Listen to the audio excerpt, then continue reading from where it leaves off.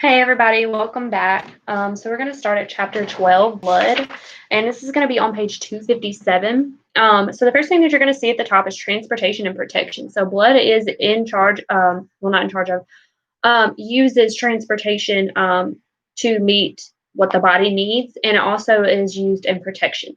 So when I say transportation, blood is going to treat the oxygen. It's going to help rid of carbon dioxide. It's going to help maintain a blood pressure in your heart. And then when I say protection, there's different types of blood cells, and these are going to help you fight infections. And this is going to be what keeps you in well health. This is what helps maintain homeostasis. So moving over to the next page, we're going to be on page 258, and this is talking under blood composition and blood tissue. So the blood has many chemicals dissolved in it and millions plus cells living in it. So liquid, or the extracellular part, is plasma. And you're going to hear this word a lot more throughout here. Plasma contains many cell fragments, and these make up formed elements. So the amount of blood in a person depends on their size and if they're male or female. Male tend to be bigger than female. And then if you have more body weight than someone else, you're probably going to have more blood than than a smaller person. So most adults probably have 4 to 6 liters of blood. That's 4 to 6 Mountain Dew bottles worth of blood in your body. That's how I like to associate liters, because that's my favorite drink. So the volume of plasma in the blood is usually a little more than half of the entire volume of the whole blood. And we don't really have to get into that. She didn't really want us to get deep into that, but that might be just something to know. So blood is slightly alkaline. And if you remember, we talked about alkalosis and acidosis in previous chapters, and this is basically on your pH scale. Your blood has to be within a certain pH for you to be alive. So with a 7.0 being your neutral, our blood is at a 7.35 to a 7.45, and we want it to be in this range. If it is slightly above, even 1 point above, this could be an indication of illness, usually resulting in fever. So it says if the alkalinity of your blood is increased towards neutral, or decreases towards neutral, then you're a very sick person. In fact, you have acidosis. And that's another thing that we see in here. So acidosis is low blood pH, and alkalosis is a high blood pH. So now we're going to bump down to blood plasma. So plasma is the liquid part of blood, blood minus its formed elements, and we're going to go over that part later. But it's about 55% of whole blood. So it's composed of water and a lot of other substances dissolved into it, and it accounts for about 1.5% of total O2 transported in the blood, and about 10% of total CO2 transported in the blood. So these parts you didn't hit on super hard, but I would know them. The most abundant solutes dissolved in plasma are albumins, globulins, fibrinogen, and prothrombin. So albumins help retain water in the body by osmosis, which is the passive transportation. Globulins include antibodies that help protect us from infections and circulate in the plasma. Fibrinogen is necessary for blood clotting, and prothrombin is necessary for blood clotting. So these are kind of a tier. Plasma, minus its clotting factors, is just serum. And she did say this. I've heard it a couple times, so I would know that. So serum is the liquid remaining after forming whole blood clots. And then serum can also contain antibodies. So the IV admin of albumin is sometimes used as a plasma volume expander in people with normally low blood volume. It will draw out about 3 to 4 times its volume of fluid into the blood through the process of osmosis. We really didn't hit on that very hard, but I did want to put that in there. So now we're going to go over formed elements. There's 3 types of formed elements.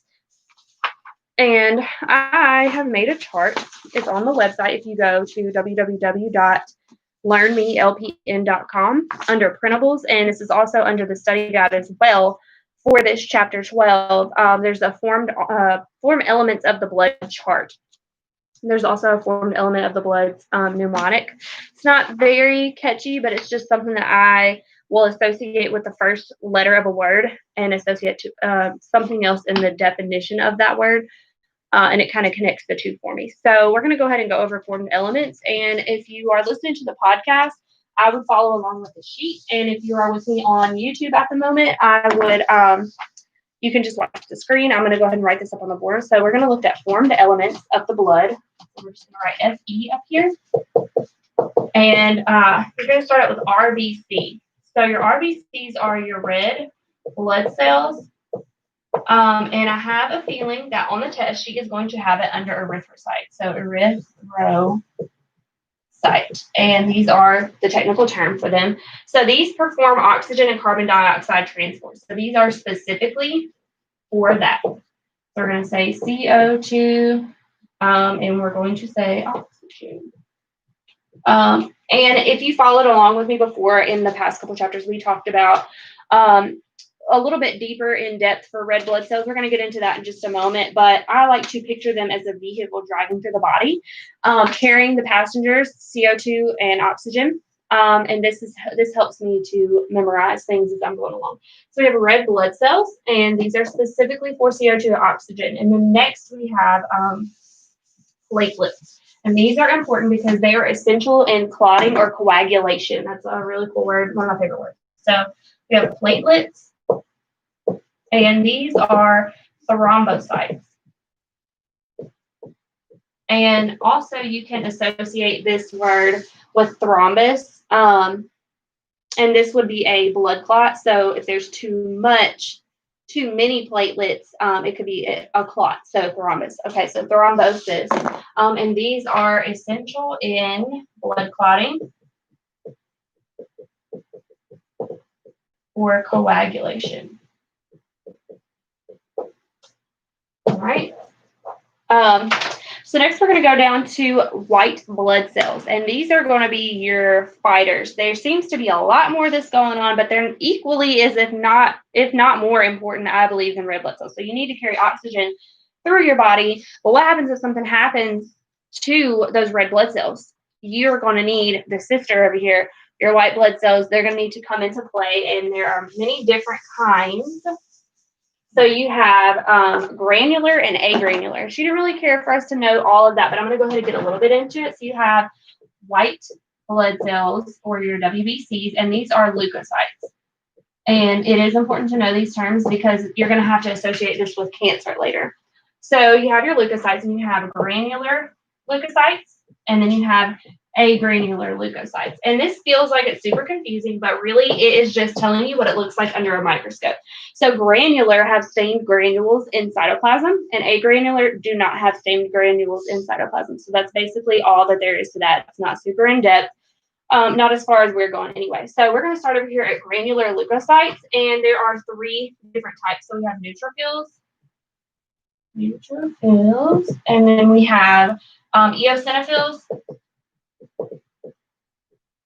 and then we have basophils. All right. So your neutrophils are also considered phagocytes, and we went through this before. But your phagocytes are hungry. That's the only way that I can remember it. They are hungry, and they are going to eat what they can, but they like to eat invaders. So your phagocytes are going to protect you from invading microorganisms through phagocytosis. We did talk about this before.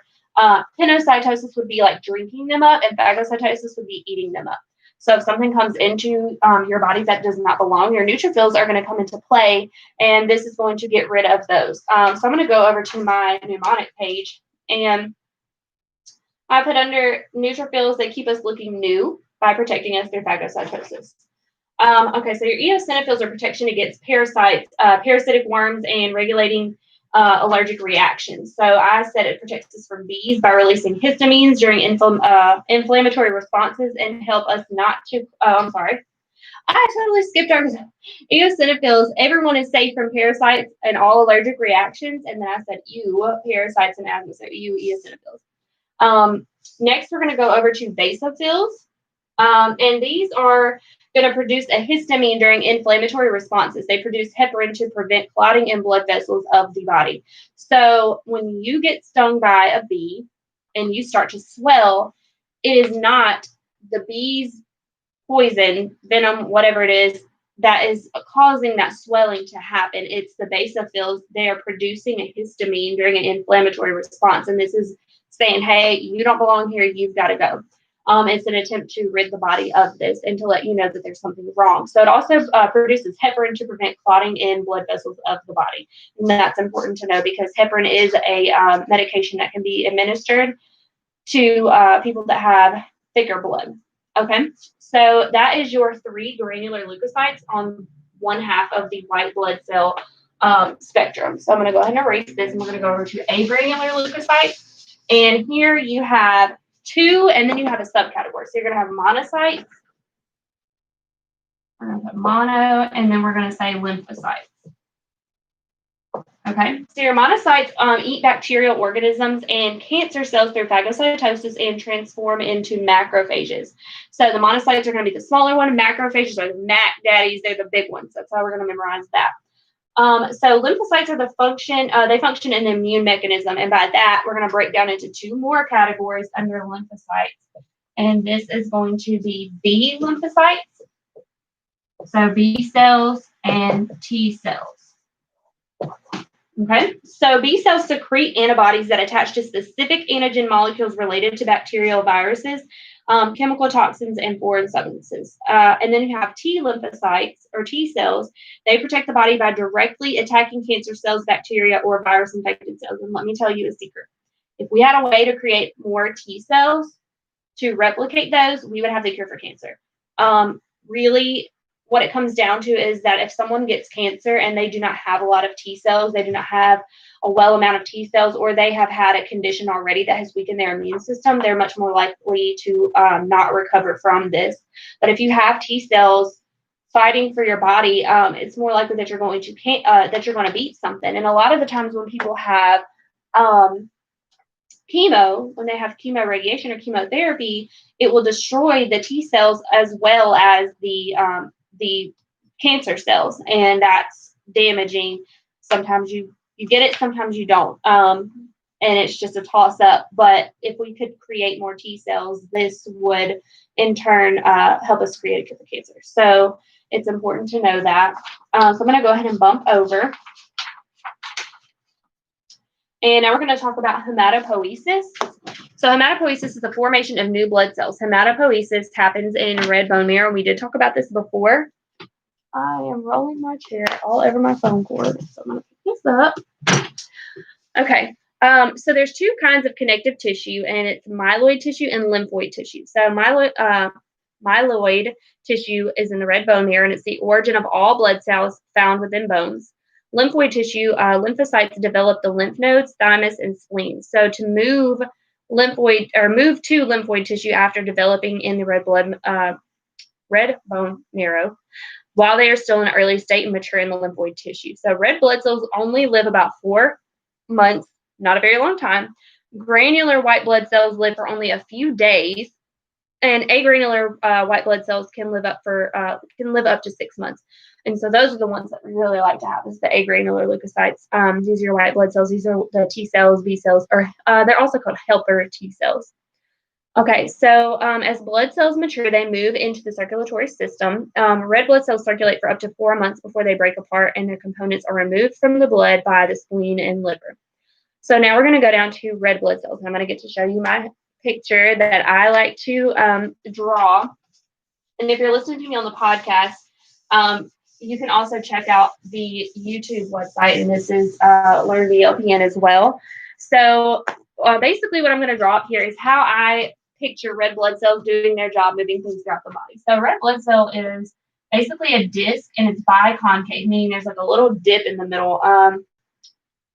There's a picture on here. There's a flat view. It kind of looks like some candy. Like you can see candy that's shaped this way. But basically, they're a good example of how structural adaptation fits or affects biological function. So they're tough and flexible plasma membrane, deforms easily, allowing them to pass through small diameter capillaries. And the biconcave disc shape is the thin center and thicker edges. It makes for a large membrane surface and reduced spinning as blood flows. So you don't want them just acting wild while they're in there. So I like to think of it as a car.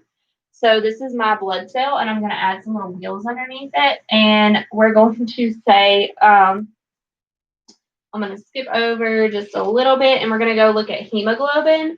So hemoglobin is what attracts oxygen to the red blood cell, and that's what's going to carry it through. So we're going to say that hemoglobin is the passenger in this little car. And then we're going to say that oxygen is like the baggage that it's carrying. So we're going to put a little oxygen back here. And this is in the trunk. And it's going to carry it all through the blood. And this is what you have to make your muscles work, to contract. This has how your heart contracts, how it sends blood to the rest of your body, and how you're surviving. So mature red blood cells have no nucleus or cytoplasmic organelles. This means that they're unable to reproduce themselves or replace lost or damaged cellular components. They usually have a relatively short lifespan, 80 to 120 days. So when a nucleus and a cytoplasmic organelle are lost, the additional intercellular space in each cell is filled to capacity with hemoglobin.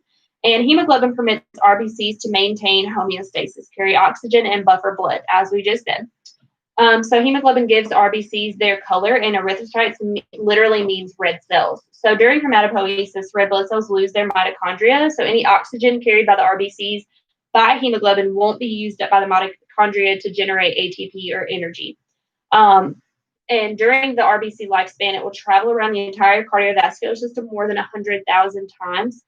That's a lot in that short amount of time. So the shape and plasma membrane of the red blood cells tends to allows it to bend and shape shift to pass through different areas. And you want this, and we're going to talk about this a little bit more when we get into sickle cell anemia. So the red blood count, under red blood count, we are now on page 260 at the bottom. We're going to talk about a CBC, which is a complete blood count. So if your physician asks you to go get a complete blood count, they're wanting to know how many red blood cells, how many white blood cells, how many platelets, and how much plasma is in the blood that you draw up. So you're going to use a machine for this. Let's see. Yeah, I do have a picture of the back here. Okay. So it's a battery of lab tests used to measure the amounts or levels of many blood constituents. Normal for red blood cells is a range of 4.2 to 6.2 million per millimeter of mercury. So hematocrit, or HCT, is packed cell volume, or PCV, and it provides the volume of red blood cells in a blood sample. So what you're going to do is use a centrifuge tube. And there's also a picture of this on the study guide as well. And it's used to spin down whole tubes of blood and separates the components. So if you've ever been in like a red med or a little a small facility, maybe you're going to just go have a flu shot done. Maybe you're just getting a normal checkup, and you might see this machine. It just it almost looks like a Instapot.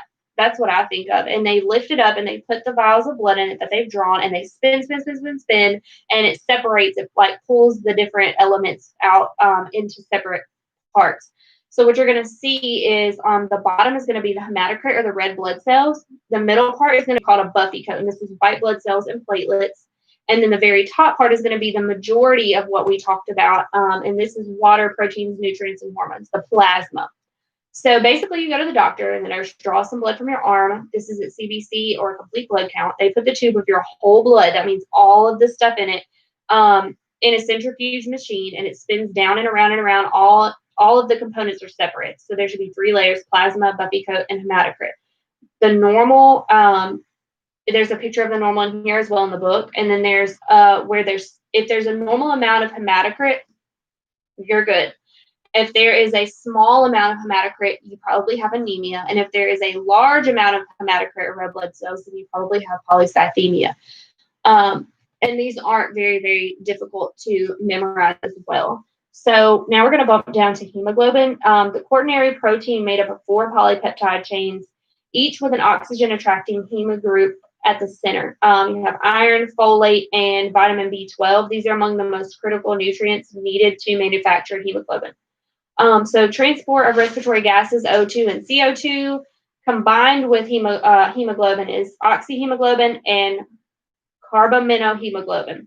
And you're going to see these equations on here. So CO2 is converted to bicarbonate by the red blood cells, and it's an important role in homeostasis and acid-base balance. So like we said, if you don't want to be acidotic, you don't want to be have too much of an alkaline lean, you want to be right where we need to be. So basically, hemoglobin is a protein in your red blood cells that's responsible for carrying oxygen that we breathe in and carbon dioxide that we breathe out through the body. So oxyhemoglobin is an iron atom and heme attracted to oxygen molecules, and they unite to form oxyhemoglobin.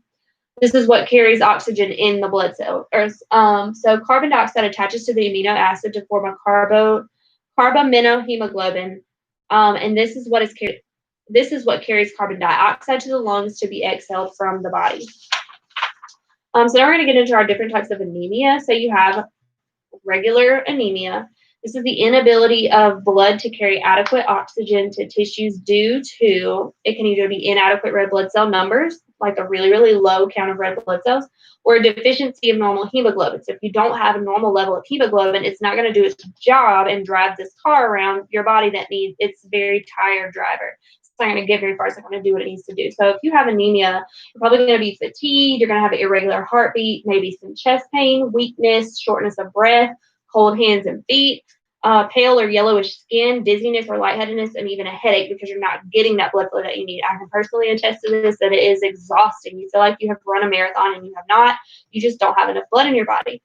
This also comes around to why women are so tired when they get their cycles, because you're losing a lot of blood. That's why a lot of times they tell you to take iron, because this will help with this. So the next is going to be aplastic anemia. And this is a decrease in red blood cell numbers caused by a destruction of blood-forming elements in bone marrow. So this can be because of chemo, radiation, and other destruction of RBC. So I thought aplastic tube can be inserted for chemo, and that could be causing aplastic anemia. If it works, it works. That's how I memorized it. So aplastic is going to be something physical causing this. So chemo, radiation, and other destruction of RBCs. So then next we have pernicious anemia, and this is a lack of intrinsic factor in the stomach, and it reduces the ability of vitamin B12 needed for RBC production. So the stomach lining reduces the intrinsic factor, and the treatment for pernicious anemia is B12. That's about all we needed to know about it, but she does want us to know all the different types of anemia. So the next you have is sickle cell anemia, and this is an inherited defective gene or genes produced. It produces an abnormal amount of hemoglobin that is less able to carry oxygen, which forms clumps of RBCs that block the blood vessels. So this is more common in African Americans, and it is painful. So from what we have been told, obviously, the lining of your blood vessels is smooth. It's meant to be smooth so that these red blood cells are taken care of so that they can produce oxygen for your body, or they can carry oxygen for your body so that you can remain at a homeostatic level. If these things are all whacked up and looking crazy, they're probably stabbing around, poking around in there, and that's not comfortable. People that suffer from sickle cell anemia are in a lot of pain usually, and they usually do not breathe very well. It's hard for them to do other things that us normal blood cell having folks do, because it's not able to perform its job properly. It's not going to be able to have the hemoglobin carry that oxygen throughout your body. So next we have polycythemia, and this is abnormally a high red blood cell count, opposite of anemia. So they will clump and cause strokes. A therapeutic phlebotomy is what is used to relieve this. You're going to bleed too much. You can bleed out. So you might have to check at HH to make sure that you aren't draining too much every time you would have to do a therapeutic phlebotomy. So purposely pull off that blood. You want to make sure that you're not pulling off too much. But I can give you a story that will help you remember the polycythemia. I have a Great Dane, and she was sleeping in our garage at this time while we were getting ready to build her doghouse. And I come outside the next morning to let her out to the bathroom, and there is just piles of blood everywhere. So this dog is already huge to begin with. And then to come outside and see like bucketfuls of blood all over the floor in different places, I'm like freaking out. I don't know what's going on. Well, I get her to the doctor, and I find out that she's been bitten by a tick, and whatever is going on with this tick has caused this polycythemia. So her body is trying to produce red blood cells to fix whatever's going on with this tick situation. And because of that, it's just an overload of red blood cells. They're like immature red blood cells. They're not ready, but the body's throwing them out in an attempt to help save her. And it was causing her to bleed out, essentially. She was vomiting. She was having BMs of nothing but blood, and that's super dangerous. So luckily we got her to the vet in time. She was okay, but imagine this coming out of a human. So a lot of times this blood is going to want to escape through any mucous membrane. So let's think about those. That's pretty sketchy. We don't want too much of that either. So we also have hemorrhagic. I don't have a picture for that, but this is a decreased red blood cell number caused by blood loss or hemorrhage. So a car accident, a work accident, where you have, cut yourself extremely deep, or have had some kind of serious injury, and this is just basically bleeding out. So this is a hemorrhagic anemia. You are draining your body of that blood, causing anemia from a hemorrhage. So that one's pretty self-explanatory. So we also have blood types, and we're going to try to get into this. It can get a little confusing. I suggest looking at the chart that they have in our book. So now we're on page 263. And then also on 264. So there are, every person's blood is one of the following types of blood cells. So in an ABO system, the type A, type B, type AB, or type O. And so what she wanted us to know is that a type AB is a universal recipient, meaning they can take blood from anyone.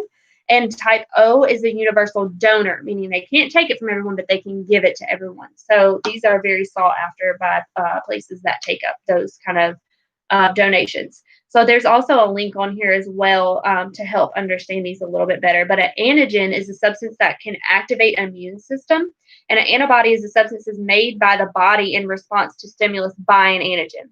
So an antigen is something that's going to irritate your body, and an antibody inside of your body is going to help in response to that. It's a stimulus to that.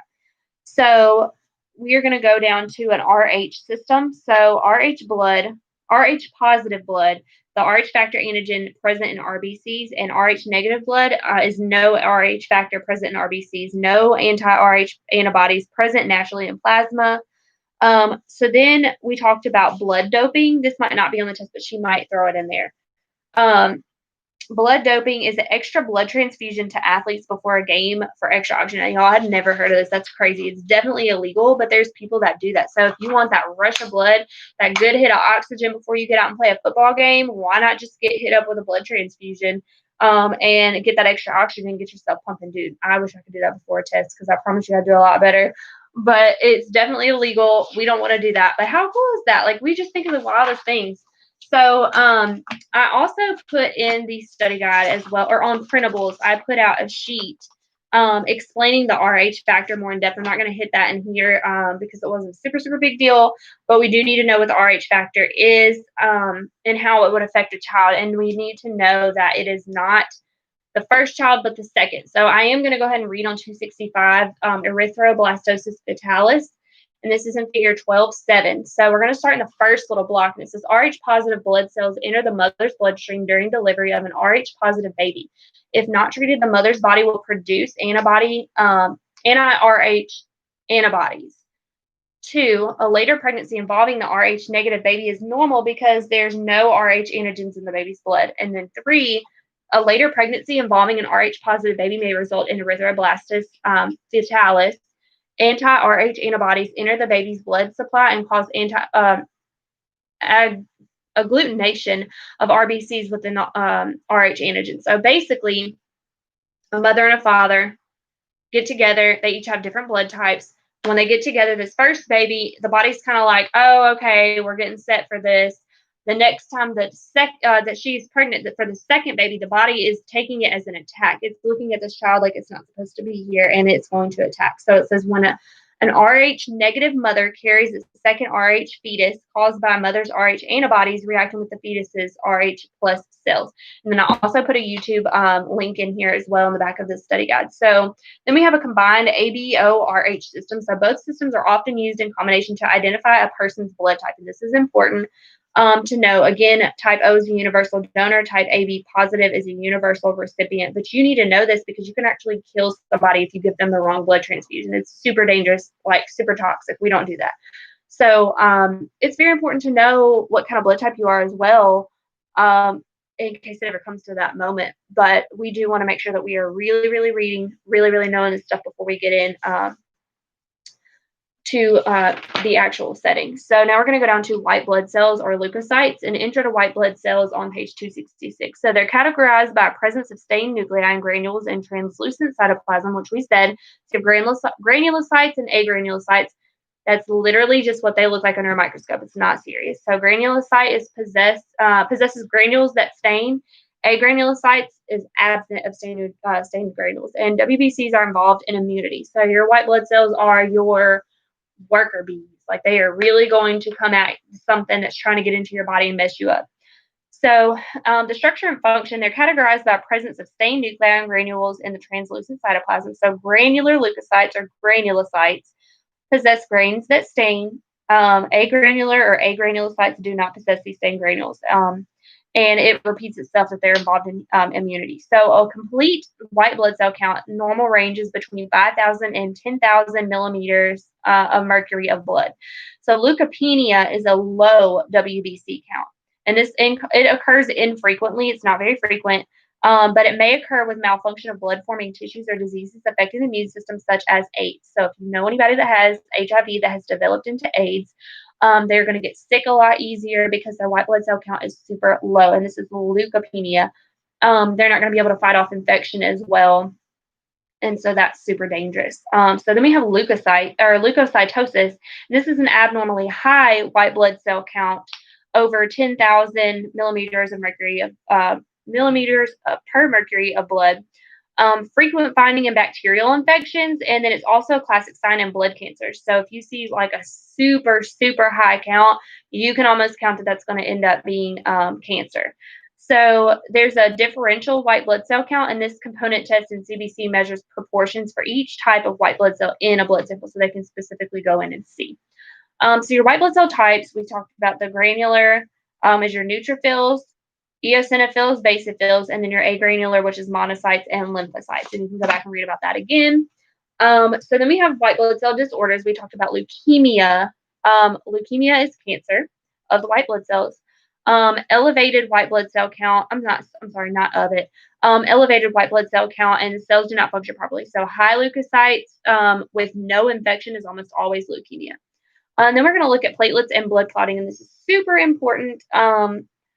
Platelets are thrombocytes. It's a funky name. I just call them platelets. But these are tiny cell fragments filled with clot-triggering chemicals, and they play an essential role in blood clotting. So platelets are clotting, and this is positive feedback. So the clotting mechanism, vasoconstriction of blood vessels help close gaps in blood vessel walls and reduce local blood flow. So we did talk about this before. If you are cutting food and you slice your thumb open, the first thing that your body's going to do is vasoconstrict. So that veins are going to constrict. And it's like, holy moly, we just got cut. Let's get out of here. They're going to try and close up really quickly so that they can keep the blood from flowing out of your body because homeostasis. They want to maintain that. So blood vessels damage release clotting factors that react with plasma factors to form a prothrombin activator. So this is like a chain. And then at the same time, platelets adhere to the break to form an air platelet plug and release additional clotting factors promoting formation of prothrombin activators. So this is getting ready. We're getting ready. We're doing our next step. Prothrombin activator and calcium convert prothrombin to thrombin. Thrombin reacts with fibrinogens to form fibrin, which we had talked about before. Fibrin threads form a tangle to trap RBCs and other formed elements to produce a blood clot. So if you're watching, I'm going to go ahead and draw a little chart so that we can remember this. It's not going to get that in depth, but it would be important to know just in case we are asked a question about the steps. So we're going to look at clotting mechanism. And you're going to start out with vasoconstriction. And this is just the doors of your veins are trying to close up. We're trying to keep anything else from leaving this house. Then the blood vessel damage is going to release clotting factors to react with plasma factors to form prothrombin activators. So we're going to say clotting factors, and we'll say plus plasma factors. And then we're going to go down again. And we're going to say at the same time, platelets adhere to break the form and form an air platelet plug and release additional clotting factors promoting formation of the prothrombin activator. So prothrombin activator. And then we're going to go down. This prothrombin is going to turn into thrombin. And then we're going to go down again. And thrombin is going to react with fibrinogen. So we're going to say thrombin. fibrinogens, and this is going to go to fibrins. And then fibrins are going to tangle and trap. So I'm going to draw a little net down here, and they're going to trap all this stuff. They're going to trap red blood cells and other formed elements to produce a blood clot. So I'm going to move this down just a little bit. There's our little net. Our fibrin is going literally like fibers. They're going to reach out with their little hands, and they're going to grab the rest of the stuff, anything that they can, Band-Aid wise, to pull this in so that we can keep ourselves alive. And that's very important to know because we want to stay alive. All right, so now we're going to go down to blood clotting. We're going to look at abnormal blood clots. So we have a thrombus and a bolus. So a thrombus is a stationary blood clot. Let's say thrombus is a stationary blood clot. We're going to say it's like a train station. A train station is not moving anywhere. It's going to be pretty stationary. So a thrombus is a train station, TNT. And then a bolus is circulating blood clot drugs. Drug called tissue plasminogen activator is used to dissolve clots that have already formed. So a bolus, I'm going to think of a bus. It's going to drive all up and through this body, God knows where, and we really hope that it doesn't block something that's super important. So thrombus is going to be a train station. It's stationary, and a bolus is going to be the bus that's driving this clot throughout our body. So if you have a patient come in with a stroke, the first thing that you're going to want to do is have a CAT scan done, because this is going to tell you where that clot is, and this is going to keep somebody from having more serious issues. So a hemorrhagic is going to cause damage to our blood vessels. Embolus is going to be a occluded vessel. So the thrombus is going to stay, and a bolus is going to drive around.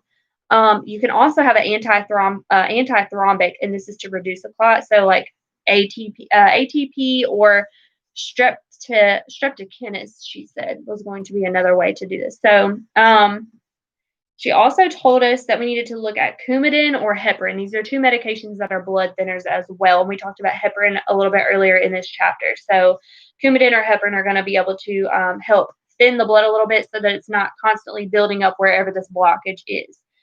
She also told us to look at AFib, and this was around 269. Let's see. The little box at the bottom of 269. So that is it for this chapter. That's all that I have. I would suggest doing the quick checks. I would suggest doing the tests at the back of the chapter and the workbook questions. If you have laid your eyes on it, you know it. You know that you know it.